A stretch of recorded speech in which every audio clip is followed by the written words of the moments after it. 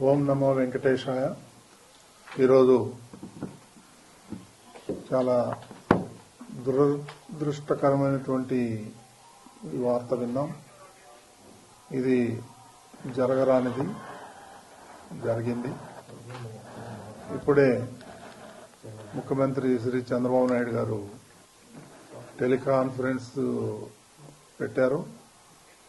అందులో ఆయన ఈ అధికారుల మీద తీవ్ర అసంతృప్తి వ్యక్తం చేశారు.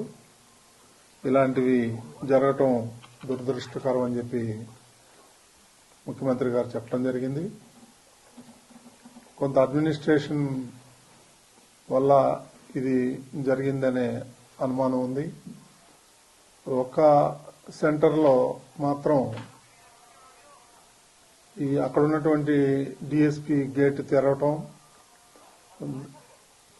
ఇమ్మీడియట్ గా అందరూ తోసుకొని రావటం వల్ల ఈ తొక్కిసలాట్లు జరిగింది. అందులో 6 మంది చనిపోయినట్టు వార్తలు వస్తున్నాయి. ఒక్క బాడీ మాత్రం ఐడెంటిఫై అయింది.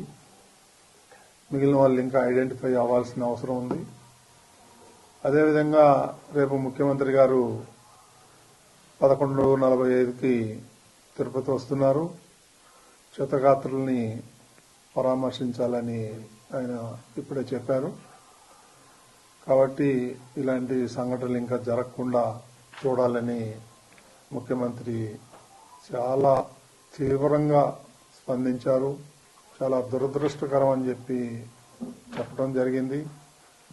ఇది ఫ్యూచర్లో ఇదొక లెసన్ గా భావించి అందరం సమిష్టిగా ఇలాంటివి జరగకుండా చూడాల్సిన బాధ్యత అందరి మీద ఉంది. అదేవిధంగా ఎస్గ్రేషియా కూడా రేపు ముఖ్యమంత్రి గారు ప్రకటిస్తా అన్నారు. ఇక అక్కడ పరిస్థితి ఎలా ఉందో కూడా ఎప్పటికప్పుడు ముఖ్యమంత్రి గారు తెలుసుకుంటున్నారు. సో ఇది పునరావృతం కాకుండా చూడమని చెప్పి చాలా సీరియస్ గా వార్నింగ్ ఇచ్చారు. సో ఇప్పటికీ ఇంతకన్నా మనం చెప్పాల్సిందేం లేదు. చాలా దురదృష్టకరం. రేపులే ఎల్లుండి పండగ ఉంది. సో మొన్న రోజు జరగటం చాలా బాధేస్తుంది. ఇలాంటివి జరగకుండా ఉండాల్సింది, కానీ దురదృష్టవశాత్తు ఇది జరిగింది. దాన్ని మనం ఏం చేయలేం. దైవ నిర్ణయం. మనం ఖండించటం తప్ప, వాళ్ళకి ఏదైనా సాయం చేయటం తప్ప మనం చేయాల్సిందేమీ లేదు. ఫ్యూచర్లో ఇవన్నీ కూడా జరగకుండా పక్కాగా పకడ్బందీగా ప్లాన్ చేసుకొని ముందుకెళ్లాల్సి ఉంటుంది.